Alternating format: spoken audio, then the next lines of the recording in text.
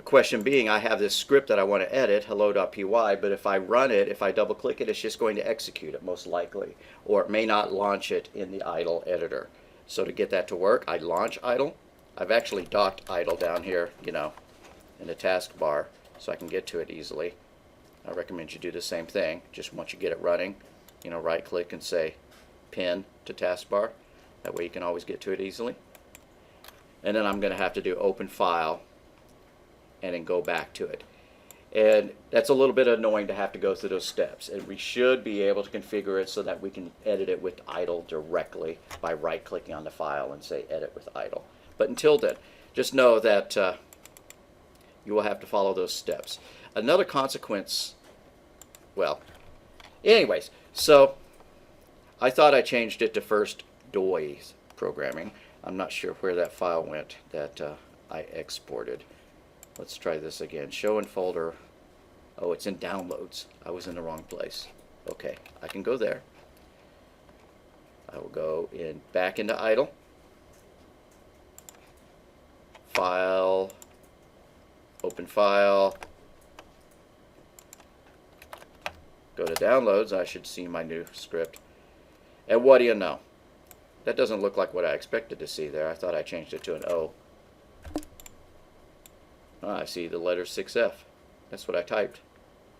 I thought it was going to be an O. Whatever. So you get the idea. The file is saved as a series of numbers, and that hex edit program let us see the series of numbers. It just did not show it in decimal, which is counting 1 to 10. So we're going to talk about the different counting systems. Yeah. We use decimal, otherwise known as base 10. And before base 10 and decimal, there were other counting systems. There was Roman numerals, but the invention of the zero, whichever Arabic mathematician invented the concept of zero and columnar numbers, what we have are 10 digits. 0, 1, 2, 3, 4, 5, 6, 7, 8, 9. Those are our 10 digits in base 10. So if we wanted to keep counting, what happens when you hit 9? I can't go to anything else. It's like the odometer of a car. What does 9 turn into?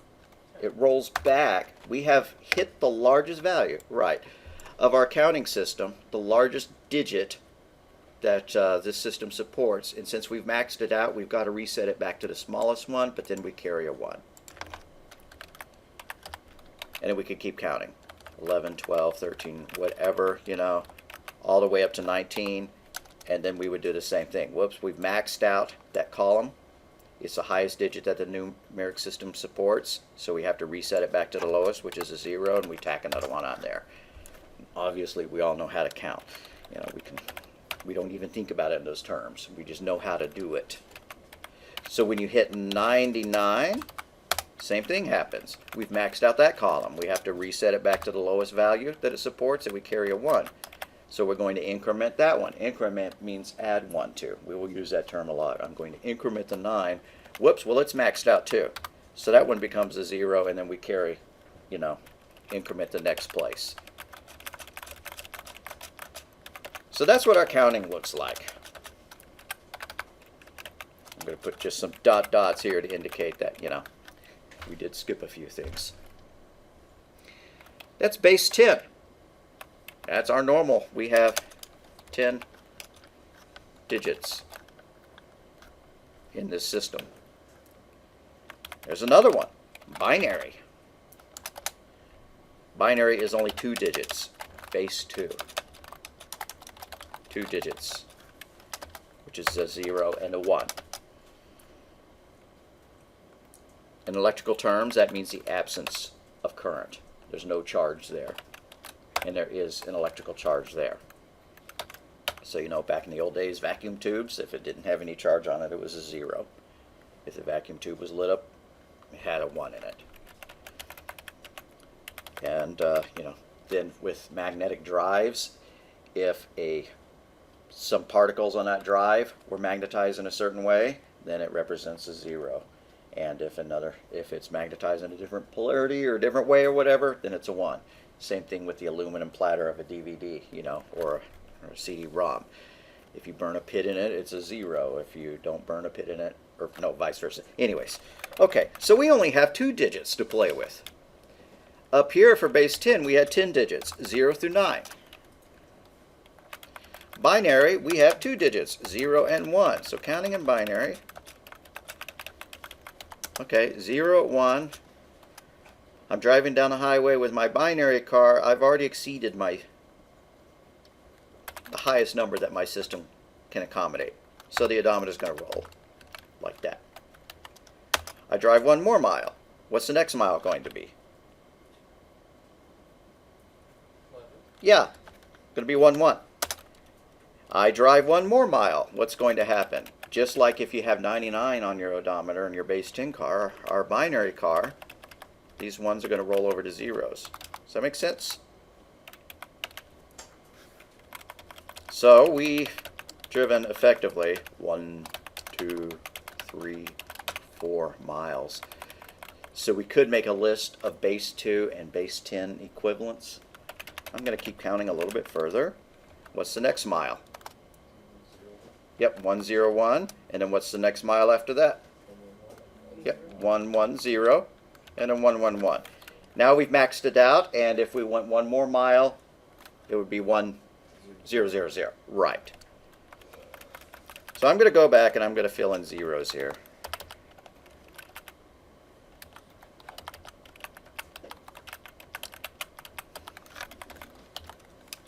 And I'm going to put their base 10 equivalents over here.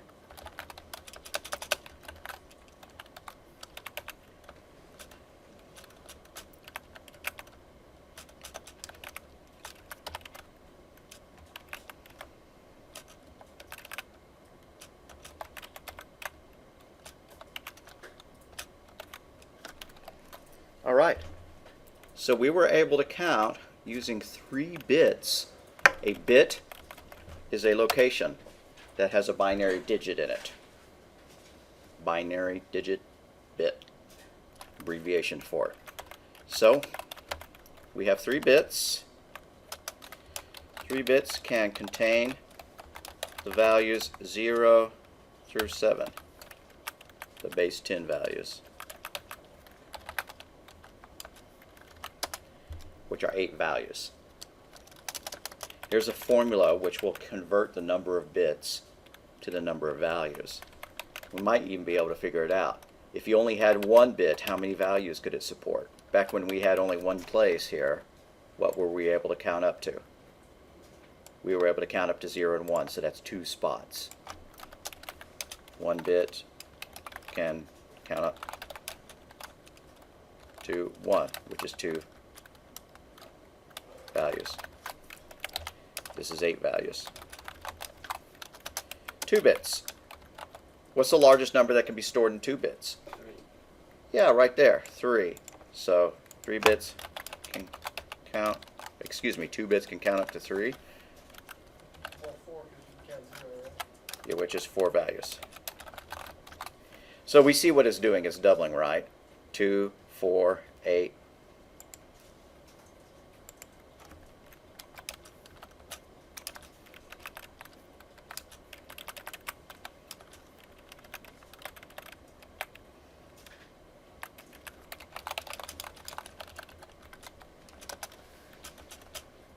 And so on. So guess what 4 bits would be? 2, 4, 8, 16, 32, 64. You know, if you played with your old school Nintendo as a kid, it was an 8-bit machine, meaning that the largest value that could be stored in any particular place in memory in it was a 256. Now you can combine more than one place in memory to make larger numbers, but that did have some impact. You know, the color palette available to a Nintendo was, very limited. You could only display a very limited number of colors on a screen, and the resolution of it was very limited. Then you got your Nintendo 16, your Super Nintendo or your Genesis, which had twice as many bits. So the formula, not that I want you to memorize the formula, But the formula is 2 to the power of x, where x is equal to the number of bits. Tells you, and if we subtract 1 from it, the largest value. The values that can be stored. So if you have 4 to the power of 2, 2 to the power of 4. 2 times 2 times 2 times 2 is 16. 8, if you have an 8-bit machine, 2 to the power of 8. I believe that's 256. Let's go and make sure because I don't remember. So I'm just going to use Google as my calculator. 2 to the power of 8 should be 256. Then you bought your Genesis, your Super Nintendo, 65536, and so on. These are big leaps, you know. You double the width of your data size, of your word, as it was called, and the numbers increase. I mean, PlayStation comes out, I have 32 or 64 bits, something like that. So what's 2 to the power of 64? You know, nowadays we talk about 64-bit, you know, applications, or, you know, you install either a 32-bit version of Windows or a 64-bit version of Windows. So 2 to the power of 64, huge number. Way, way, way, you know. This is a 1 followed by 19 zeros. I'm obviously not going to type that out, but you get the idea. As your word size gets larger, then the range of data that can be contained in a single word becomes larger. And that becomes very important to the computer because it has to pick. That allows it a larger range of values to use for RAM, for reading from. If you had your Nintendo or your Commodore 64, which although it wasn't a 64, it was an 8-bit machine, it could not have accessed the gigabytes of RAM that we put in them just because it could not contain that large of a number, you know, as its address. It had a much smaller value in there, so the maximum amount of RAM in it was 64K. So that indicates that it was using, you know, 16 bits to hold each value, or the address that it was going to load. Remember that I said that that CPU takes opcodes, and some of them are codes that do things like add values or load values, but then another code is the memory address that it's accessing. And the 6502 that powered the early Commodores and the Nintendos and the Ataris had a 16-bit field for referencing memory. So the maximum value that they could access, maximum size of memory, would be 64K. K meaning 1,000. We'll get back to that in a minute. Okay, so do I want to memorize that a 6 is a 110 and a 7 is a 111? Or is there a way to convert it? And yeah, there is a way to convert it. Let's go back to the idea of our odometer. We have a ones place, and then we have a tens place, and then we have a hundreds place. Then there's a thousands place, you know, and so on. What we could really do is say that this is 10 to the power of 0, and it's a quirk, or not a quirk, it's a mathematical thing that any number to the power of 0 is 1. And we could get on the board and explain why that is the case. So we have a ones column. Then we have another column which is 10 to the power of 1. 10 to the power of 1 is just 10. So we have a tens place. And then next in our counting system we have 10 to the power of 2, which means 10 squared. And really, since we're doing Python, I should be replacing all of these carets with that, just to start training ourselves that that's actually how you raise something to the power of in this particular programming language. So that's 100. And then, you know, 10 to the power of 3. A real quickie way of doing it is that's how many zeros follow the 1. 10 to the power of 8 would have 8 zeros after it. 10 to the power of 6 has 6 zeros after it. So this number here, you know, if we have 100, well, let's pick another number. So if we have the number 351, what does that mean? That means 3 times 10 to the power of 2 plus, I can do it all on the same line, plus 5 times 10 to the power of what? 1. Yep, 10 to the power of 1 plus 1 times 10 to the power of 0. Now, do I really want to think in terms of the powers of? No, my brain works like this. 3 times 100 plus 5 times 10 plus 1 times 1. I'm not liking that 1 times 1. Let's make that a 6. Yeah, there we go. That looks prettier, in my opinion.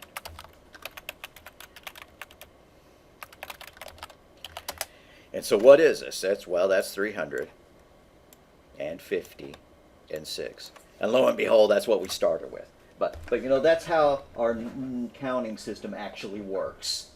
And again, this is stuff that's so programmed into us since the second grade or whatever that we don't really think of it in those terms. We don't think of each place as being something to the power of, but it is. We can do the same thing with 2's. This place is 2 to the power of 0. This place is 2 to the power of 1. And that place is 2 to the power of 2. So 2 to the power of 2, whoops, 2 to the power of 1, 2 to the power of 0. So anything to the power of 0 is 1. And then 2 to the power of 1, anything to the power of 1 is just at its own self. And then what's 2 squared? It's 4. So that's enough for us to figure out these numbers. What is a 110? Well, that's a... It gets tedious writing it out, this 2 to the power of 2, so I'm not going to do it very much longer. That's equal to 1 times 2 to the power of 2 plus 1 times 2 to the power of 1 plus 0 times 2 to the power of 0. In other words, it's equal to 1 times 4 plus 1 times 2 plus 0 times 1. What's 1 times 4? 4. What's 1 times 2? 6. And 0 we can throw away, so that's 4 plus 2. I just said something weird. So 1 times 2 is 6. I was thinking ahead. 1 times 4 is 4. 1 times 2 is 2, and those add up to 6. Sorry about that.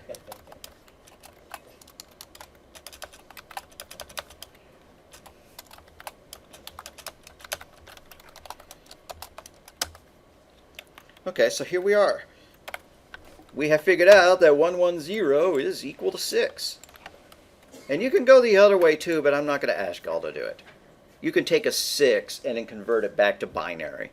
But it's kind of an annoying process. You keep dividing it by 2 and carrying remainders and stuff like that.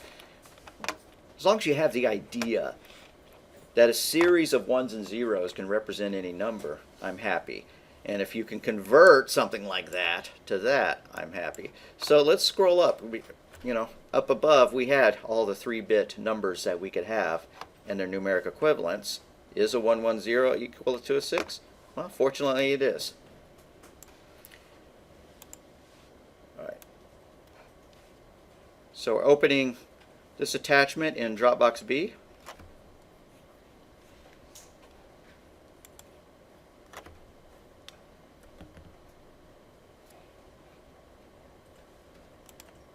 Okay, so here's a 4-bit number, 0110 in base 2. That parentheses indicates what base it's in.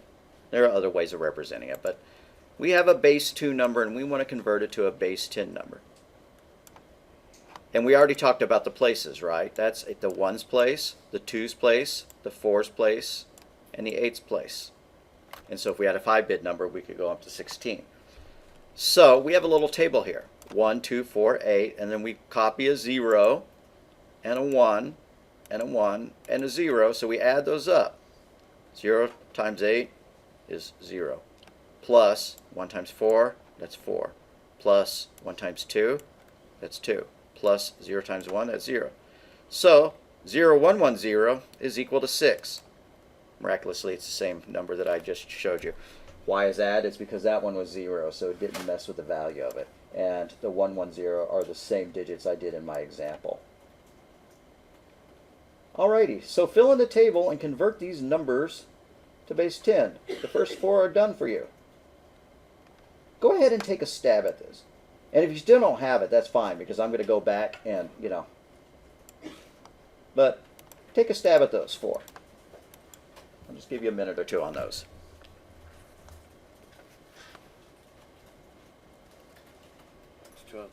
Okay, so, all right, everybody, I need to pause and do something.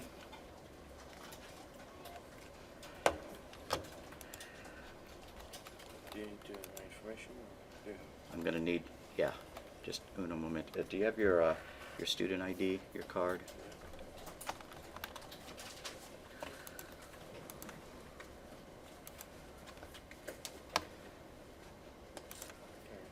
Okay, cool.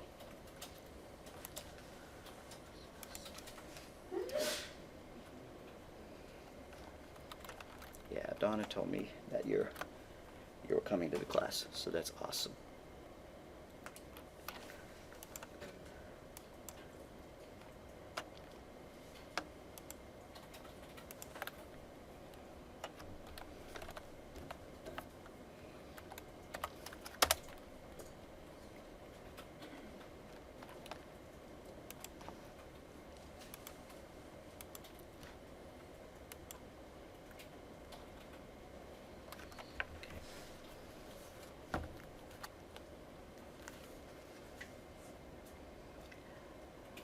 All right, you're in it, but it's possible that you'll get dropped again.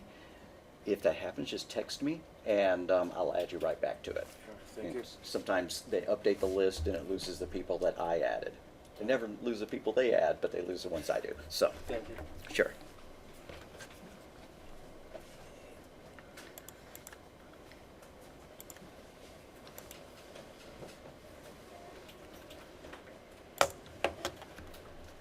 All right, so help me with this one. Yeah, that one you can't see. Right there. What is a 0111? What numbers do those add up? Not the answer, but the intermediate part. Oh, come on. 4, 2, 6. It's a 4 and a 2 and a 1.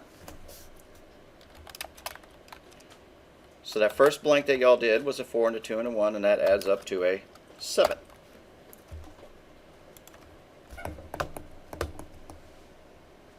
Okay, was the screen on the whole time and I just turned it off? No. No, it was off. Alrighty.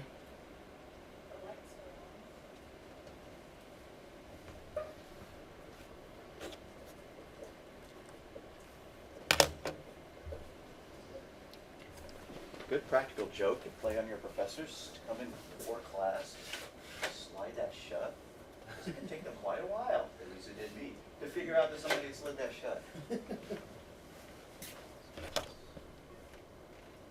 Yay, ready. How about 0101? That's a 5, and why is that? What are its components? 0401. Yep, it's a 0 plus a 4 plus a 0 plus a 1, or we'll just say it's a 4 plus a 1. So, that's a 4, and that's a 2. We don't have any 1s. So 4 plus 2 is equal to 6. Keep doing that one. Alrighty. And then lastly, what's this one? Yep, that's an 8 plus a 4 plus nothing else.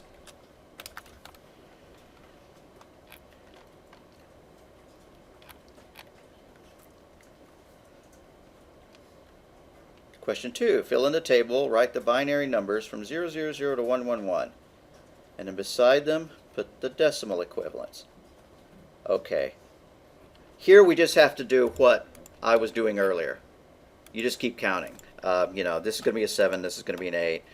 It's going to be a 9, 10. Why did I put an F there? Thanks. That's supposed to be 15. 11, 12, 13, and 14. But count these down as well. So the next number after 0, 1, 1, 0 is 0, 1, 1, 1. And then now our odometer rolls over and we hit, what's after that? 1000. Yep, 1000. Is that making sense, y'all? Go ahead and be typing this stuff in. This is going to be what you upload into that Dropbox. And then go ahead and fill in the next 7 spots, 6 or 7.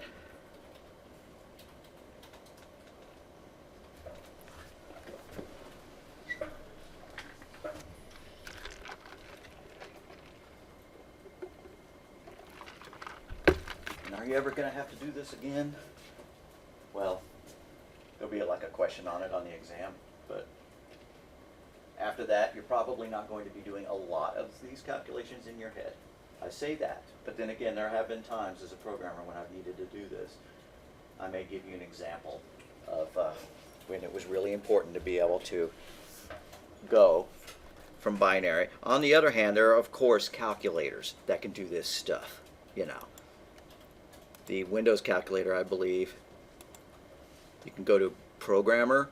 Here, I'm showing you how to cheat. Isn't this cool? Go to Programmer Calculator, and you could type in a number here, like 8, and it'll show you the binary representation of it. And 8 is a 1000. Is that true? Yeah. So what's a 9? A 9 is a 1001, which you had already figured out.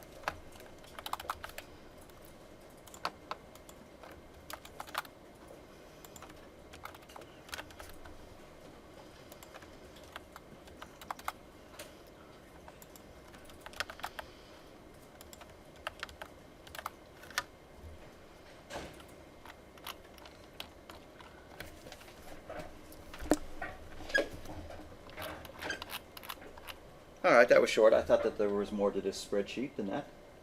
No problem. Here's something to note.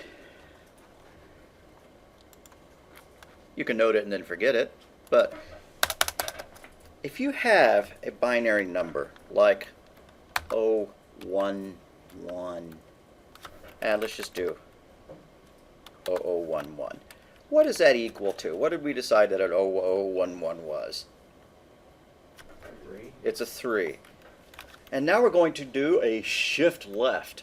Shift left means that we're going to move the bits over by 1. So 0110, what does that equal? That's a 4 plus a 2, that's our 6 again. How about 1100? We've shifted it again. That's 12. If we had 5 bits, rather than just 4, we could shift it again. Okay, without even adding them together, we see a pattern, right? 3, 6, 12, 24. So, the fastest way to do multiplying by 2 to a computer is just to shift the bits. It doesn't even have to do any math. It just shifts.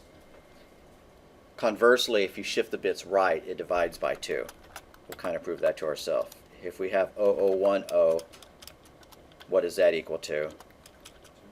That's a 2. And then if we shift them to the right, it becomes a 1.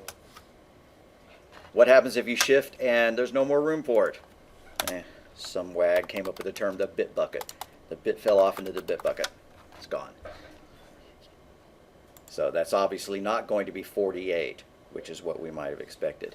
And then if you shift it once more, it'll be all zeros, you know. So once you've exceeded the capacity of your word size, the word size being the number of bits, then that's called overflow. So when a number is counting, if there are a limited number of bits to hold that number in, eventually it, you know, you lose the capacity to store that number and that value. So different programming languages support different data sizes. There are 32-bit ints, 64-bit ints, 16-bit ints, Python doesn't quite do it like that. I don't know the maximum value of a Python number. So that's the idea of overflow and shifting. Shifting one way multiplies by 2, shifting another way divides by 2. Is that super important to us? No, but I just want you to kind of think like a computer a little bit. Think back to the old days, back when everything was done with mechanical relays or stuff like that, where, you actually had switches that represented bits, or relays or light bulbs or stuff like that. It's just kind of a background that we are painting. Alrighty. We really can't leave it just at that, even though that's just where the worksheet ends. So we're going to go and talk about another idea, a word that I used at the beginning of class called hexadecimal.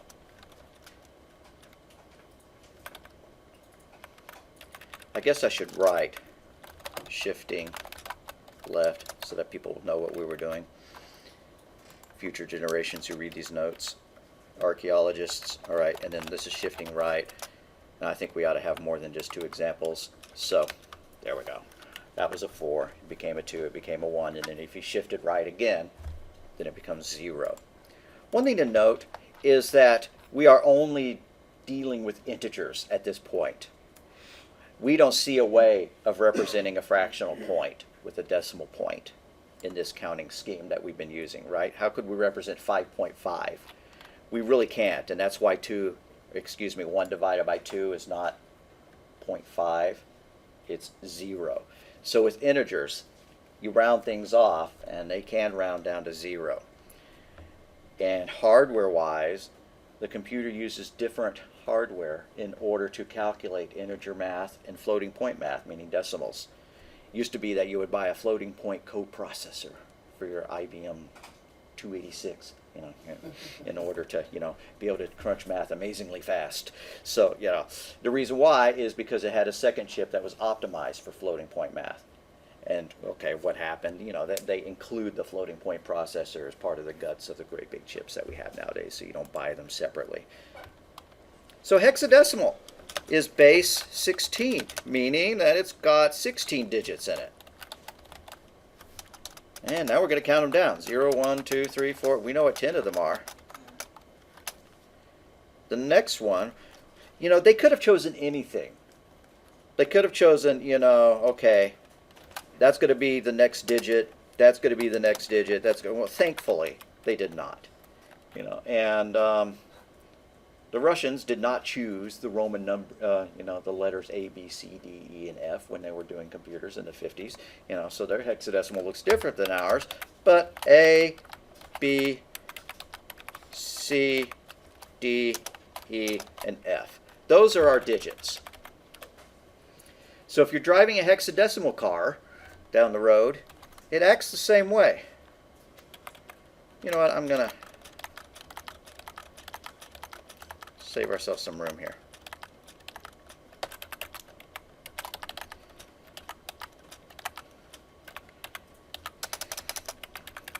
So you're on a light cycle in Tron, and it's got a hexadecimal odometer. You've driven 9 miles. You drive an extra mile, it doesn't click to 10 because we have not exceeded the capacity of that column yet. So it goes to A. You keep going. B, C, D, E, F. Now we have exceeded. The next mile that we go past, we don't have any more digits. Hexadecimal is defined as being 0 through F. There is no G. So that means we have to do the same thing that we've done in binary and in decimal, which is roll over. So once it hits the max, in order to increment it, you lower that to the minimum, and you add 1 to the next column. So it's kind of a weird way of counting. What's the next number after F? 10. All right. We'll deal with that. And then, 11, 12, 13, 14, all the way up to, to 19. What's after 19? 1A. 1A, you right. Not 20. Good job. And then 1B, 1C, 1D, 1F. All right, now what happens? We've maxed it out. It rolls over. What does this turn into? 20. Right. So it becomes kind of annoying because if you say, okay, that's 20 hex. It's not really 20, is it? It's not 20 in our system, but it's 20 in that one.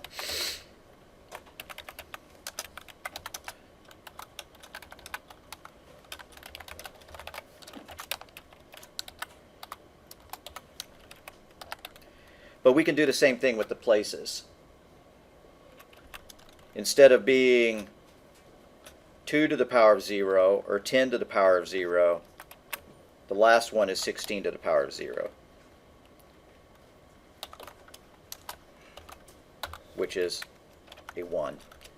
And then the next column over is 16 to the power of 1.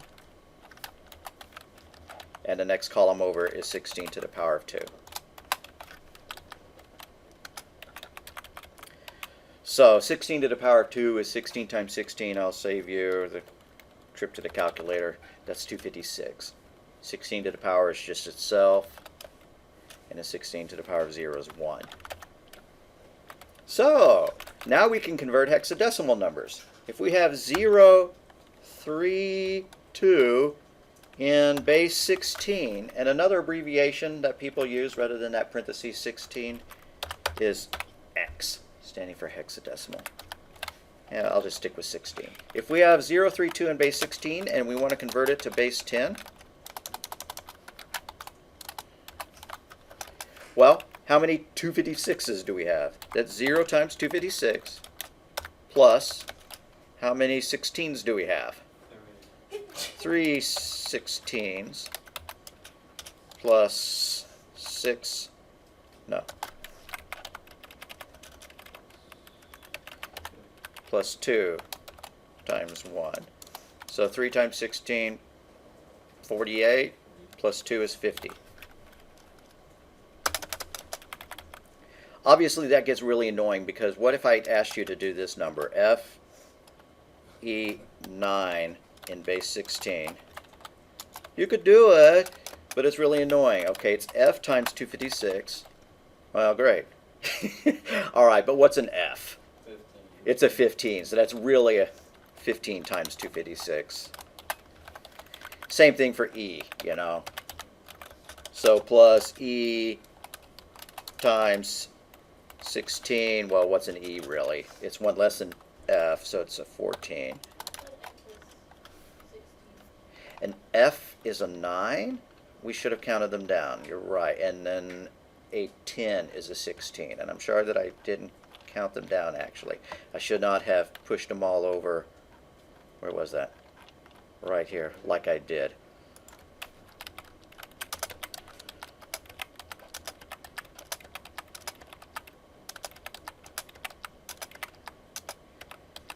So the magic occurs at that A, right? So that's got to be a 10. And then a B would be an 11, a C is a 12, a D is a 13, and E is a 14, and F is a 15. Okay, I'm sorry, please repeat. No, I understand. I did complete your in the base 10. Okay. Yeah, so my number here is FE9. So F times 256 is 15 times 256 plus 14 times 16, and I'm not going to even do the math, plus 9 times 1 is equal to, who knows? Okay.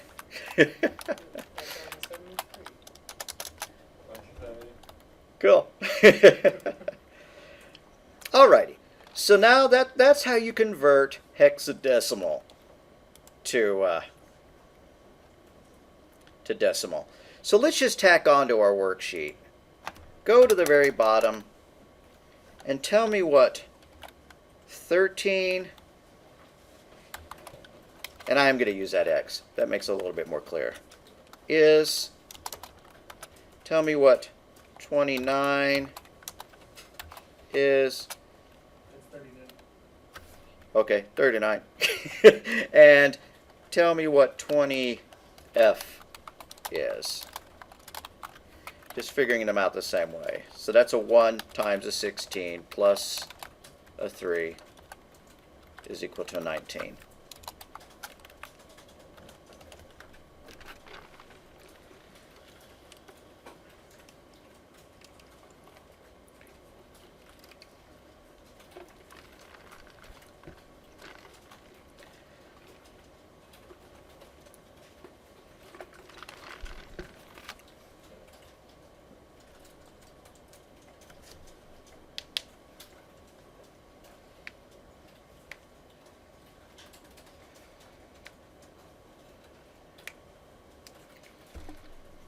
Do they teach this in grade school or junior high or anything?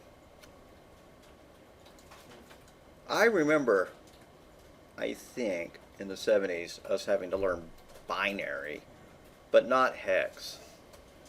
And I certainly did not understand at the time, really, what that was. That was like the 3rd or 4th grade. Some new math initiative. President Carter made us learn binary. I don't know.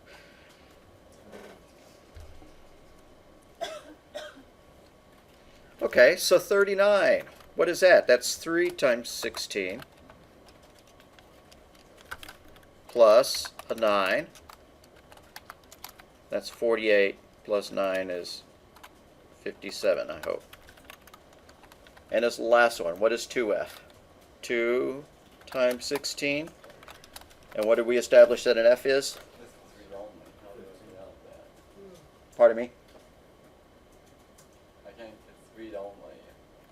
Okay. Be editing the same one that we were edited earlier.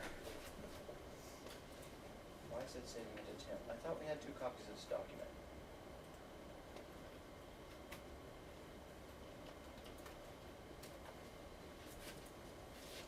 Excuse me.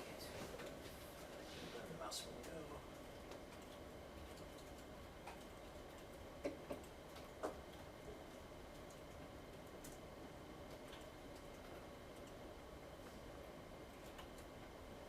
There, yeah, let's use that one.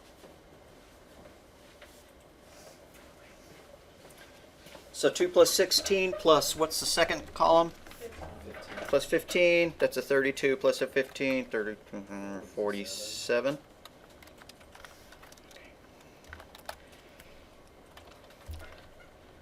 Alrighty, if I was an awesome word user, I would know how to insert a column to the right. Ooh, that's actually going to kind of work. After you've done those 3, come up here, click on any value in that second column, right click and do insert column to the right, and let's add one for hex.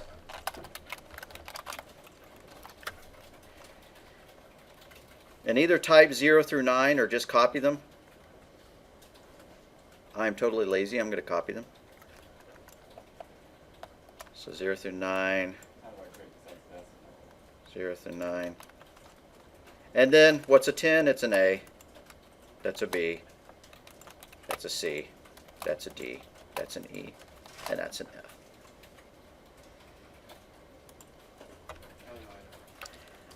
Alright guys, I think we've, some people may need drinks or bladder breaks or whatever, so why don't we pause for now.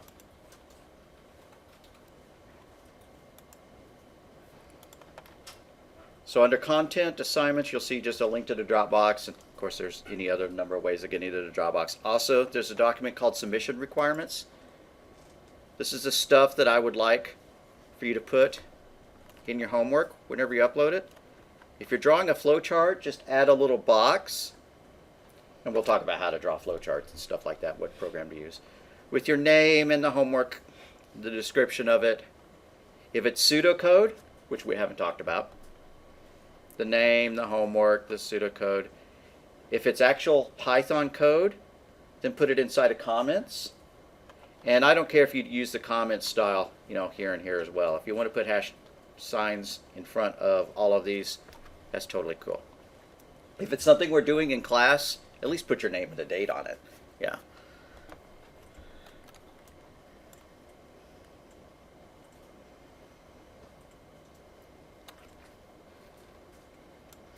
Okay, so we're going to talk about pseudocode a little bit, and then we're going to wind up talking about it a lot more. Pseudocode, although it has the word code in it, isn't a programming language. It's just kind of a description. It's English, although that doesn't look all that much English, but it's an English description of what the program is supposed to do. It's the difference between printing out a Google Maps for somebody, that would be the program, and just giving them a list of instructions. Go forward till you see the Conoco, turn left, you know, park on the right, that kind of stuff. So here's a little bit of pseudocode, but we're going to simplify it. we're not going to use these arrow symbols. We're just going to use equals. And what I've done in previous semesters is have people use the word set, but then they start trying to use set actually in their programs. So what is pseudocode? Say we have a program. Here's the requirements for our program. Ask the user for their age. Ask the user for their height. Calculate and display the age divided by height for whatever reason. You know, it's stupid, but there. Those are the requirements for our program. Well, a pseudocode is an algorithm for solving it. What's an algorithm? It's a recipe. It's a set of instructions. You can have an algorithm for baking a cake. Take 10 eggs. Take 1 cup flour. Bake for 40 minutes. Throw away. All right, so that's a very bad cake recipe.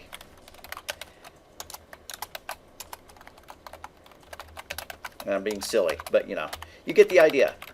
A program is just a recipe. Pseudocode is a recipe. It's not the actual process by which you cook.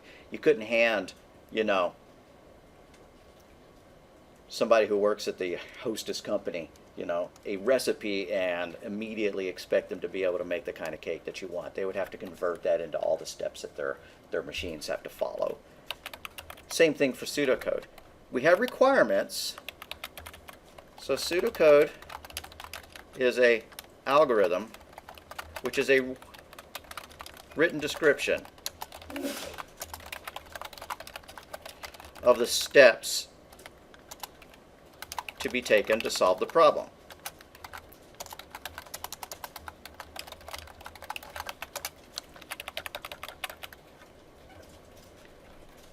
I guess it's an algorithm. We can use a recipe. So our problem, I'm going to copy and paste it again. So it's down here. Ask the user for their age.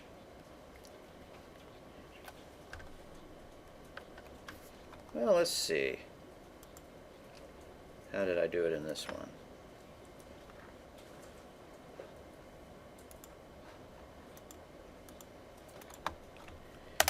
We could try to make it a little bit more programmerese.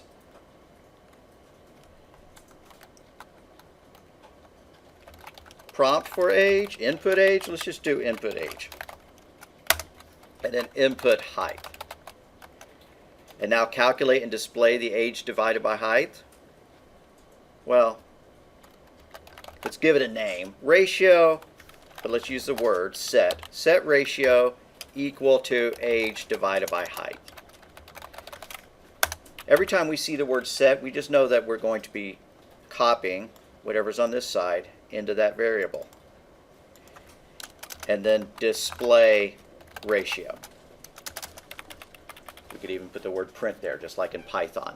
Pseudocode is not exact. It is no precise syntax for pseudocode. There are just guidelines for it.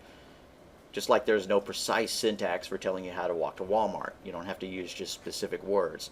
But you do want to kind of agree upon your words. So we're kind of agreeing that we have a little vocabulary so far of the words input, set, and display.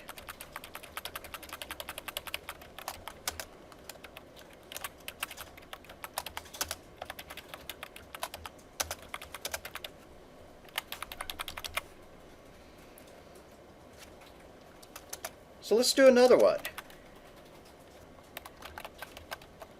Converting Fahrenheit,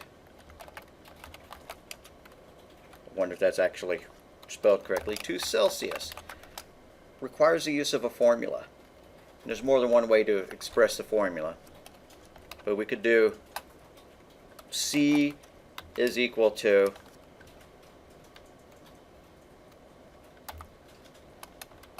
f minus 32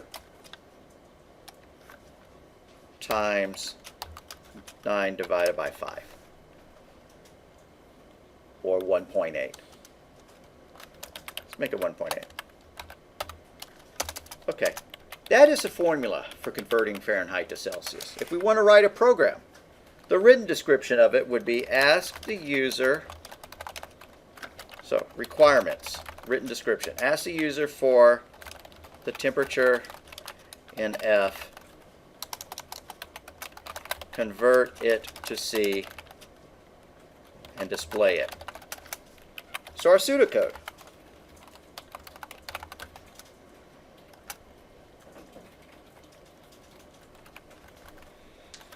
Well, what's the first thing it ought to do?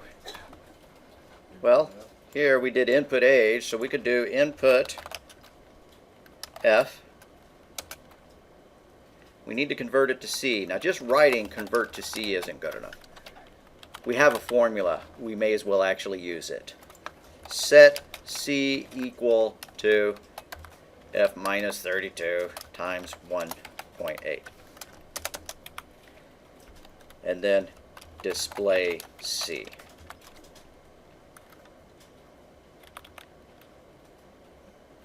We could get a little more precise in this. What do I mean by that?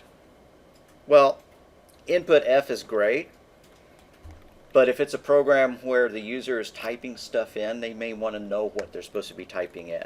Input F is implying that we're displaying some kind of message.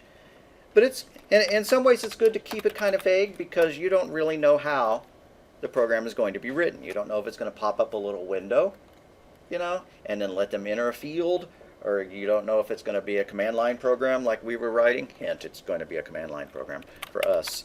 And, you know, so pseudocode, leave it vague. But if we want to turn this into code, into actual Python code, it's considerably more complicated. We can't just input F. We have to print a message. So let's go back up here to this one and actually write a little Python script that will do that.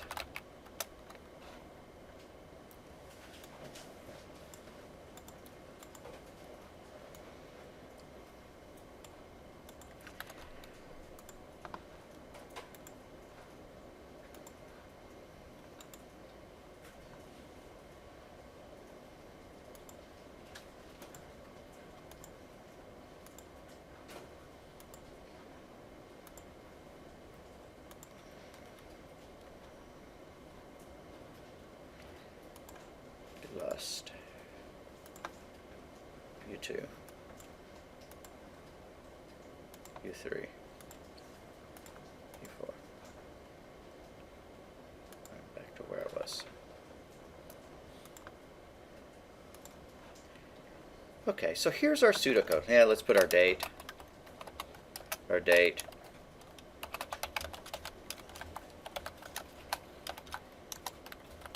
Pseudocode and Python examples. That's just going to be my description of it.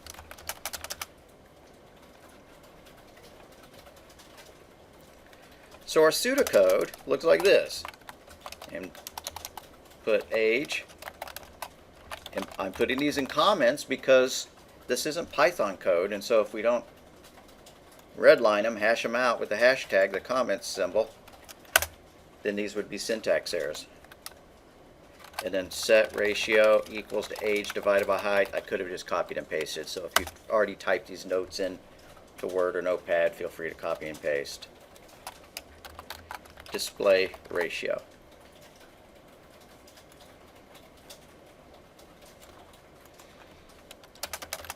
So if those are the 4 steps that we need to do, we want to get the age from the user. And we want it to be in a numeric format.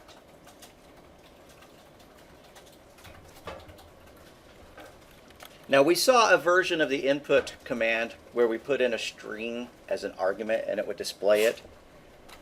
That's probably the simplest way to go. Age is equal to input. What is your age?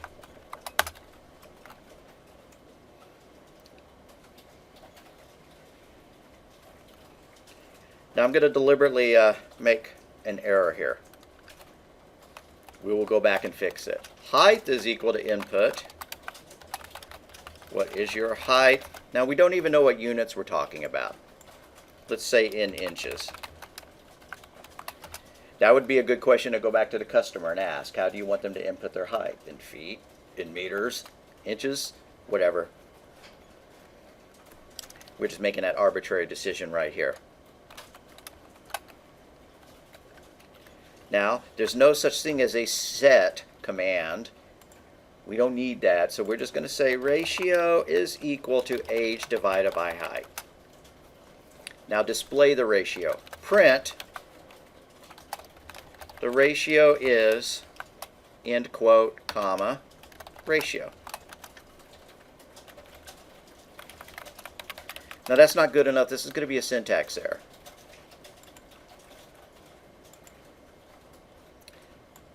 I'm just going to call this in class C rather than give it a better name. My program name is going to be in class C. We already have it in class B, which is that worksheet we figured out, filled out. Okay, so I'm ready to run it. What is your age? I'm 10. What is your height in inches? I'm 40 inches tall. And it blows up. We get an error. It speaks Greek to us. Unsupported operand types for string, and you go, okay, fine.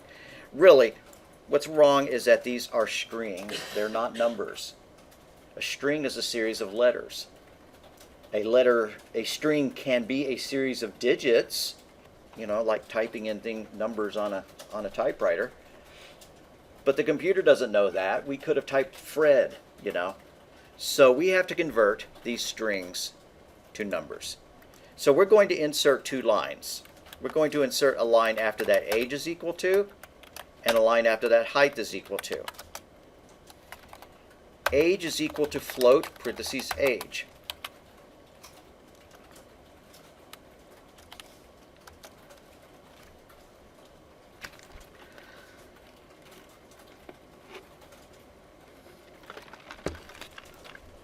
Same thing for height. After we let the user type the height in, we have to convert it into a number. We could also be converting these into ints, but ints assume are whole numbers, and that would not allow some incredibly picky user to say that they were 33.1 years old. Height is equal to float height. And I actually like spacing things out myself, and I, for some reason, wasn't. You don't have to do it.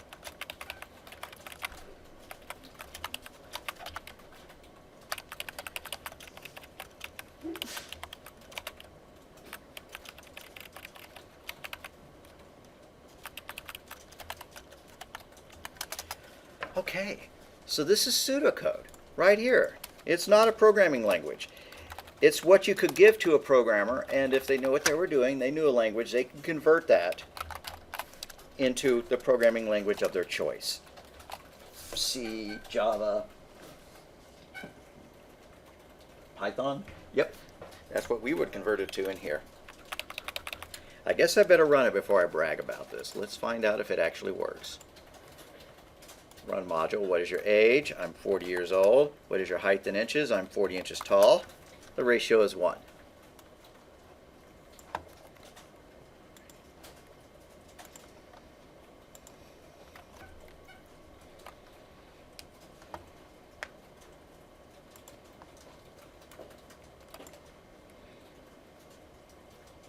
All right.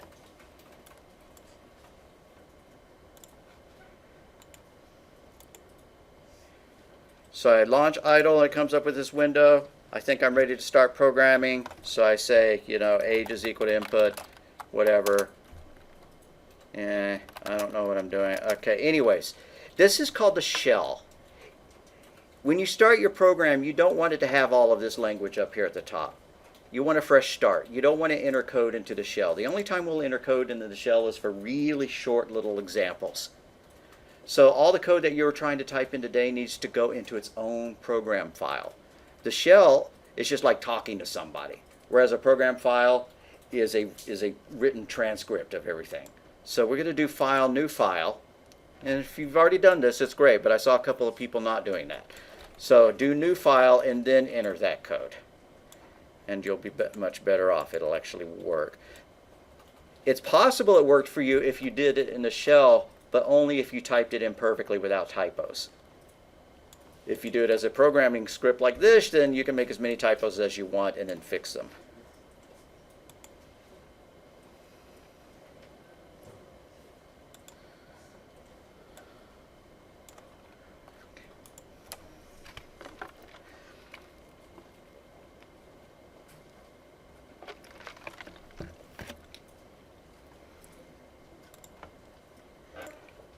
So what I want you to try next is you're going to write some pseudocode on your own. I'm going to give you little written descriptions, and I want you to just kind of copy this idea of what we just did and make it pseudocode. If you want to, you could also actually turn it into a program, but you don't have to.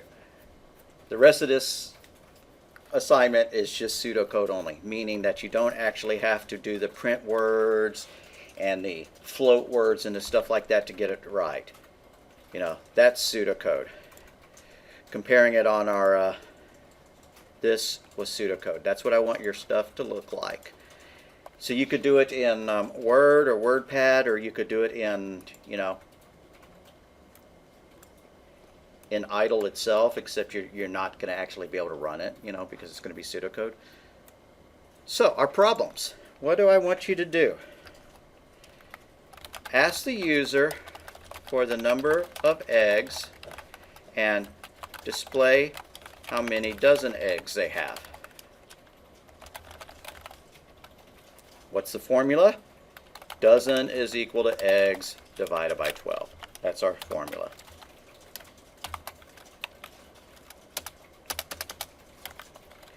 Next, ask the user for the number of inches and display how many centimeters that is. Inches is equal to, centimeters is equal to inches times 2.54.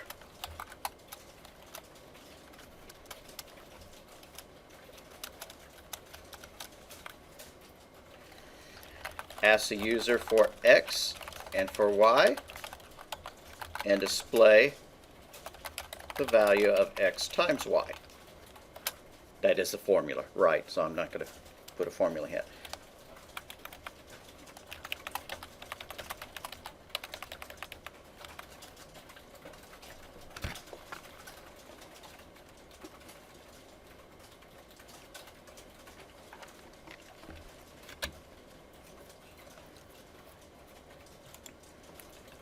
But let's go ahead and talk about the pseudocode version. Input eggs. Set dozen equal to eggs divided by 12. Display dozen. That's like the shortest form of the pseudocode that you could have. How about inches to centimeters? Input. What should I input? Input inches. Set centimeter equal to inches times 2.54. And display centimeters.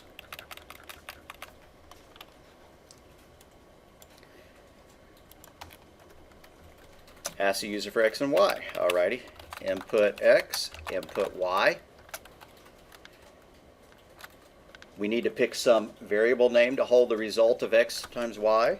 You could call it the product. You could call it the value. I'm going to go with value. Set value equal to X times Y. And then display value. Now if you look online, you may see that instead of using the equal sign, people use the arrow like that. I don't care.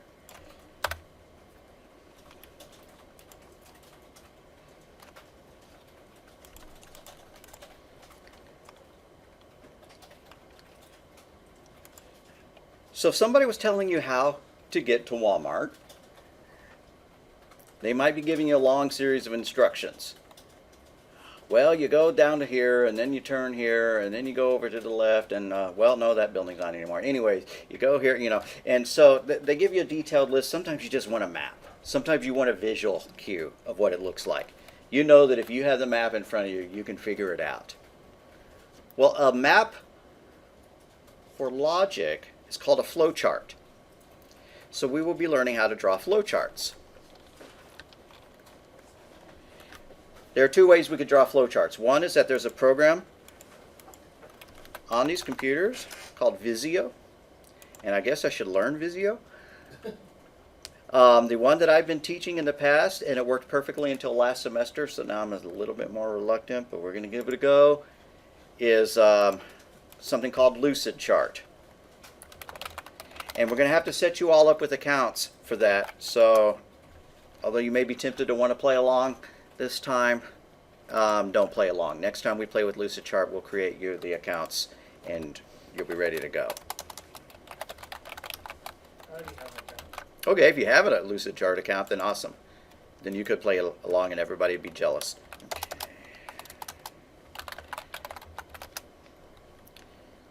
I forgot one thing on my pseudocode. I was so bad. I should have been putting the words start and stop on each one of them. I guess I won't be counting you off if you don't do it, but what you do is you add the word start before your pseudocode, and then you tab everything over, and then you put the word stop at the end of it. So on each one of those little 3 pseudocodes that we wrote, do a start and then a stop. And then lastly, a start and a stop.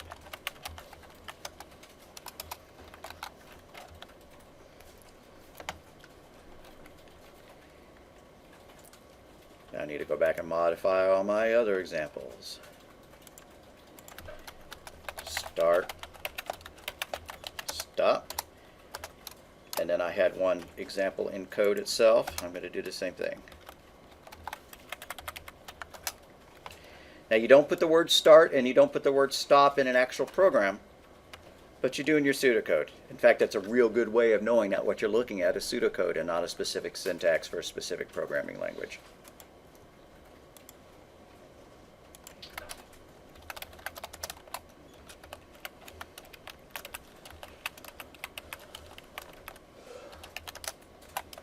Okay, now back to the flowchart.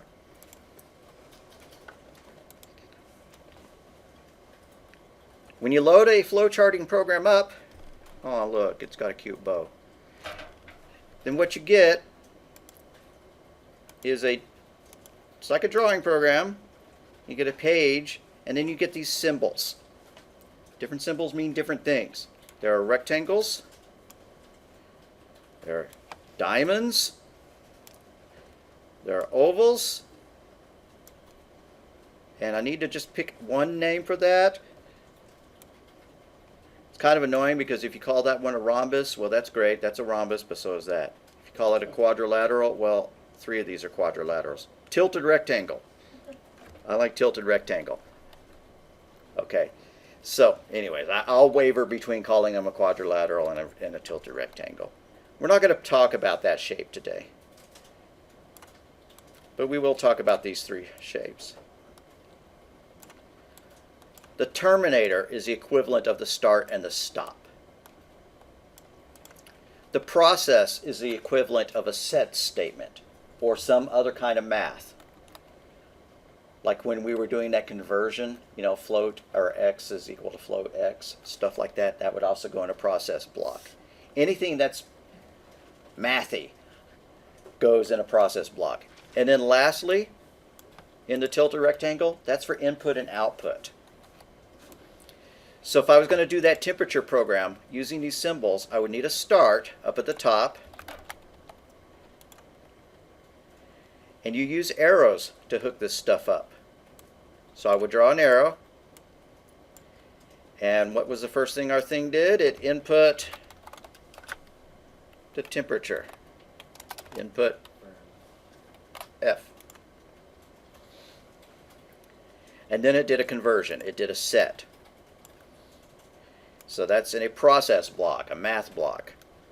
So set C equal to F minus 32 times 1.8.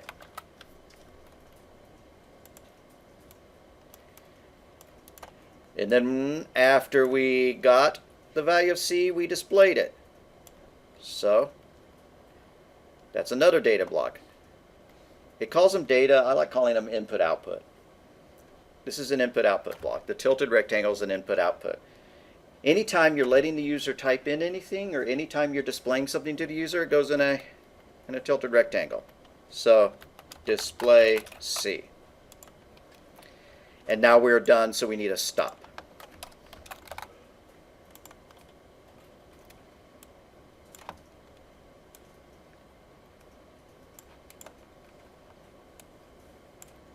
All right, so that's the flow chart for that pseudocode. You could give a programmer a flow chart and they could write a program from it. And since it's a visual representation, maybe it would be easier for them to see. Some people think visually, some people don't. And typically in a large complex program, if you were going to program, Call of Duty or something like that, the flow chart to do it would, cover, several square miles of paper. So instead you have to break down the tasks. Everything gets broken down into smaller tasks. But as a learning process, we need to learn how to do the flow charting, and then how to turn flow charts into pseudocode or vice versa, and how to turn both of those things into actual programs. All right, so over in the contents inside notes, there's a document called PowerPoint 1.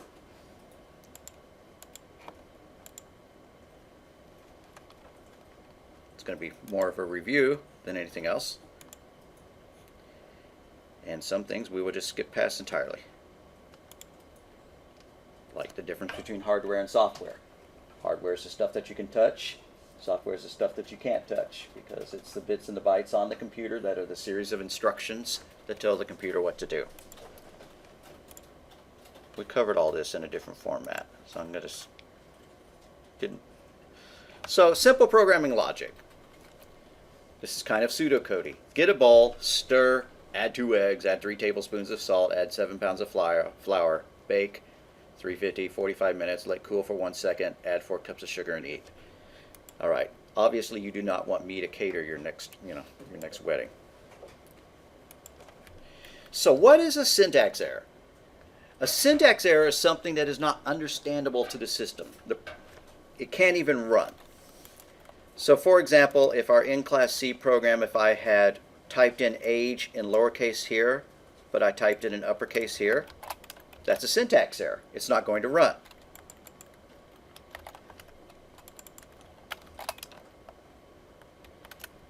Or, if I misspell the word input, the syntax errors are essentially usually typos. They're mistakes in the syntax of the grammar of the language. Okay, see, it blew up. The program crashed because it couldn't even run. And sometimes it won't even get that far. Tab spacing errors are a big deal to Python, unlike some languages. If you have things tabbed over wrong, it won't even begin to run. It'll just say unexpected indent. Another mistake you can make, did not mean to close it. An annoying one is if you forget your close quote in a string. See, I have this string here. If I forget that closing quote, that looks like good code. Maybe you'll notice that that's not supposed to be green. It's supposed to be black. It's unlikely that you'll notice that, and then you'll run it. And, okay, at least it highlighted that line. Sometimes it'll highlight that line. It'll say that the error is in this line, when the error is in fact not on this line. It's on this one. So sometimes you have to kind of play, where's Waldo, trying to figure out, what's actually wrong with it. Or if you do have a typo in it, it'll give you the line number like this, line 16. It'd be really neat if this had line numbers down the side. You may have seen, programs that had line numbers down the side, but there are line numbers on it. They're just down here. So you can figure out what you need to fix by looking at the error produced by the shell. It said line number 16. Okay, I'm going to go up and down until I find line number 16, 13, 14, 15, 16. Aha, it's in this line. Oops, I made that mistake. So those are syntax errors. Syntax errors are wrong. It's not understandable to the system. Typos. Mistakes in grammar. The program can't even begin to run. Then there are what are known as logic errors or semantic errors. That's when the process runs, but it does not produce the correct result. Here's a big example of a semantic error, logic error, because it would make a horrible cake. You probably are supposed to add the sugar before you bake it, for example. And I am sure that these amounts do not work out. A syntax error would be if it was, if instead of add 2 eggs, it said add 2 eggs. Okay, like that. I had my fingers off by 1 or 2 keys. That's a syntax error. You can't even understand it. So fortunately, humans are really smart and can usually decipher typos, which is why people get away with, the way they text, with, one-word abbreviations and stuff like that. So, because humans can decipher that kind of stuff really easily. And it's not so easy for a computer to decipher that stuff, which is why machine or human to machine language translation is a big deal. Google and Microsoft and Apple have, large teams of people working on that, so that if you say, hey Google, or you talk to Siri or whatever, it can take your voice and actually translate it into some semblance. Hopefully, maybe. I'm sure that if you've ever tried to use those voice assistant things, then you've become frustrated with them because they're absolutely not perfect. So that's the difference between a syntax error and a semantic error or a logic error. A process will run because it doesn't have any typos, but it doesn't give you the correct result. Like a bad formula. If I had said that the formula for F to C was this: C is equal to F minus 32 divided by 1.8. I'm kind of mixing up the two formulas there, because when you're going one way you multiply it, and when you go the other way you divide it. So I've mixed up the formula. It's not a syntax error. It would compile if I had that in my code, but it would not give me the right answer. Or you write a program that's supposed to, tell you whether it's raining or not, and the sensors, check the humidity and whatever, and it says that it is dry when it is raining, and every time it stops raining, it tells you it has started raining. Whatever. Logic error. That's a semantic error. There's a third kind of error which we will hit, but we don't need to talk about right now. Oh, sure, why not talk about it? What happens if you give it bad input and it causes the program to crash? That's not a syntax error.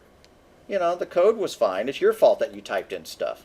Well, the programmer probably should have told you what you should have typed in, If you gave it a first name and a last name and it really only wanted one name and so it crashed because you typed in 2 things, yeah, it's not really your fault. They should have told you not to do that. But it's not a syntax error. It's not even really a logic error. That's what's known as a runtime error, when the program gets into a state where it can't continue anymore. That's like if you're trying to write to a disk but somebody ejects a floppy. You can't write to the disk anymore. Or you're trying to save your document, but the document is already opened by something else, and so you can't save it. Or you run out of disk space. Or you're trying to connect to the internet and you can't get a hold of the internet. Those are all runtime errors. It's not the fault of the syntax, just doesn't work. So pseudocode for doubling a number. Input my number, set my answer equal to my number multiplied by 2. Okay, that's a little bit too much. I think I wouldn't mind just replacing that, like that. And then output my answer. Output, display mean the same thing.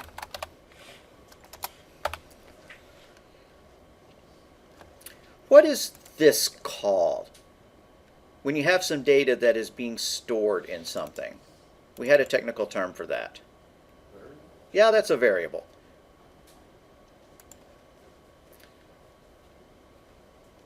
So a more sophisticated version of it might be like this. Output, please enter a number to double. That could be its own print statement. Or that please enter a number to double could be put, inside the parentheses. Either way. Input my number. Set my answer equal to my number times 2.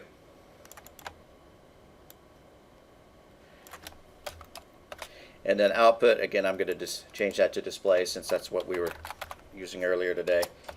The number doubled plus my answer. Or comma my answer. Whatever. That makes it look more like our programming code. It has the additional steps, but it still doesn't do everything that we needed. If we were going to actually make this a program, we would need to convert that string that they typed into a number. We would need to add one more line when we're actually coding it. But you don't need to put that into the pseudocode. So what is a variable? It's a named place in memory for holding data, for holding a value. It's got a type. It's the kind of data. Is it a string, or is it an int, or is it a float? If it's a string, it's a series of characters between quotes. Now, those characters can include numbers, but that doesn't mean that it really is a number. Or an int, which is a whole number. Or a float, which is a number with a decimal point. They also have names. Age, X, F for Fahrenheit, weight. All of those things are names. And then they have the values. Whatever the user types in or whatever you assign with the equal sign. If you say X is equal to 0, X is the name, 0 is the value. So name is equal to Fred. A is equal to 3. B is equal to 3.14. So what kind of data is this? Of the 3 types that we've just talked about, what is that variable type? Yeah, that's a string. And so what is that one? That's an integer. And that one's a float. The equal symbol is called the assignment operator. There are other operators, the plus sign, the multiplication sign.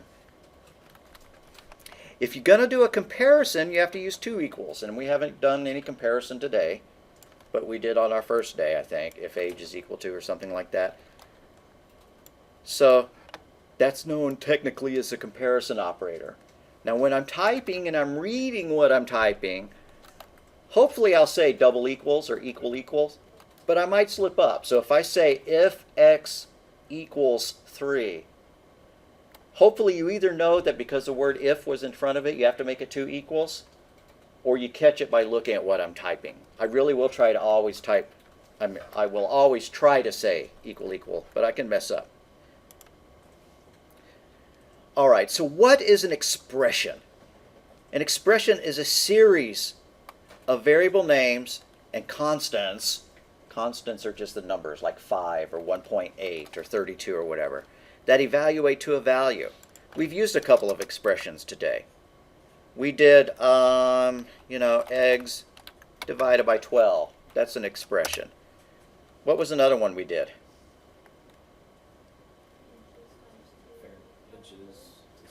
Yeah, inches to centimeters. So inches times 2.54 is an expression, and then we did the temperature one. F is equal to, no wait, we did the other way. C is equal to F minus 32 times 1.8. 2 plus 2 is an expression. 10 divided by 5. You can store the results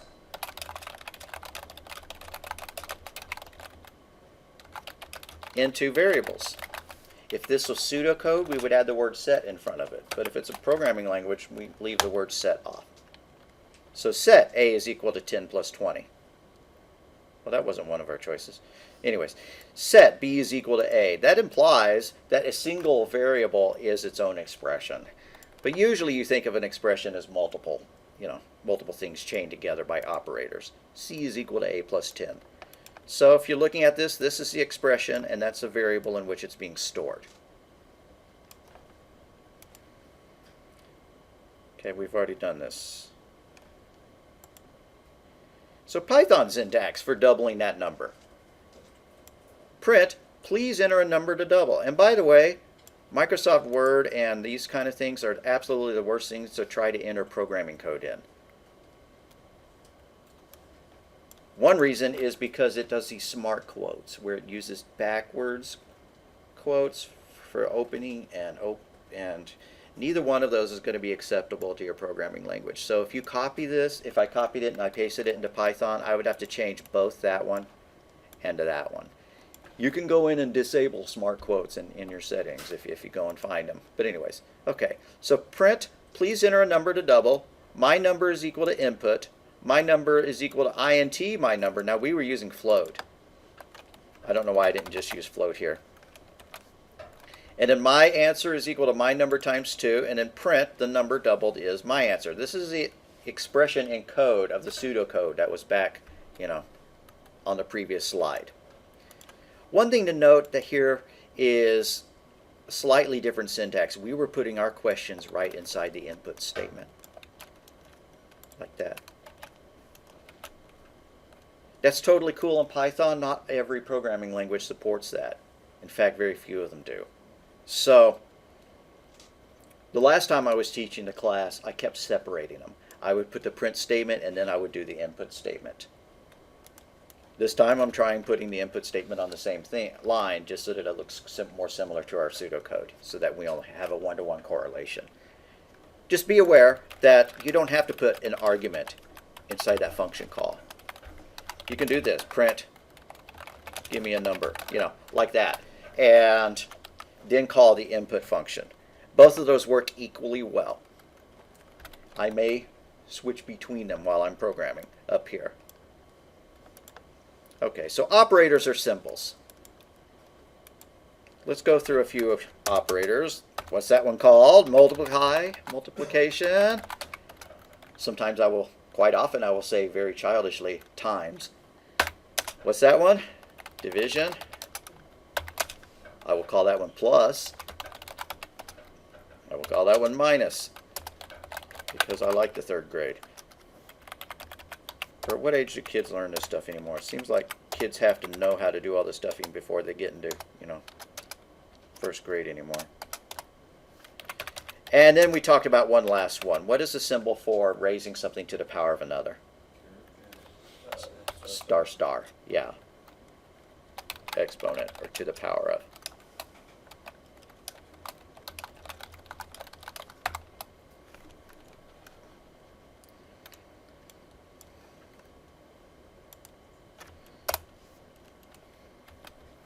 I will need to upload the modified version of the PowerPoint, as I did make changes to it as I was going along. We have actually hit the last part of where I was planning to lecture. I don't know if I'm cool with letting us get out that early. Okay, we're going to go and hit our online book. So I'm going to go to Contents, Textbook, How to Think Like a Computer Scientist. Learning with Python 3. Chapter 1, The Way of the Program. Now this is written like a book, and so I'm not going to read paragraph by paragraph up here. You need to read these things. Now that we've hit chapter 1 in the textbook online, you need to make time to read it, even if I don't say, by the next time you come in.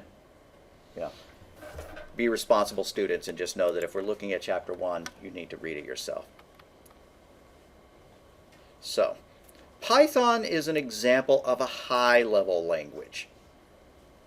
There are other high-level languages. There's like thousands of programming languages. People will take a programming language and then they'll modify the syntax of it and they'll call it a new language. Or they'll try to come up with a language that solves a problem in a different way. And, so people keep inventing different languages. In the 50s, COBOL and Fortran was invented. In the 60s, my brain went completely blank. One language that was created was something called B, which was a predecessor to C. Even before COBOL and Fortran was the idea of the assembly language, but assembly was not what's known as a high-level language. Let me find an example of these things. Hello world in many languages.